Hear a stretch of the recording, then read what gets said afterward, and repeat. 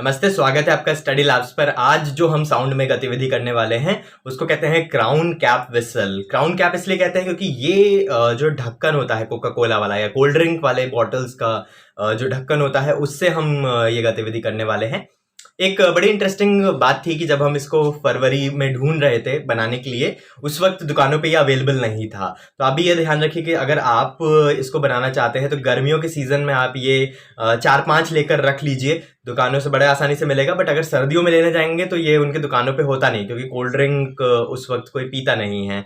अब इसमें करना क्या है, ये जो ढक्कन है इसके ऊपर आप देख रहे होंगे कि एक बलून मैंने बड़े कस करके बिल्कुल उसको जितना स्ट्रेच कर सकते हैं उस बलून को स्ट्रेच किया है और इसके ऊपर लगा दिया है ना। और नीचे से इसमें धागे से यहाँ पर मैंने इसको बांध दिया है। तो बहुत स्ट्रेच किया इसको, इसके ऊपर लगाने के लिए उसको पूरा फैलाया, नीचे से पकड़ा, ट्विस्ट किया और धागे से उसको रैप कर दिया ताकि ये टाइटली यहाँ पर रहे। अब करना कुछ भी नहीं है, इसमें जैसे हम फूकेंगे ये एक सीटी की तरह बजेगा।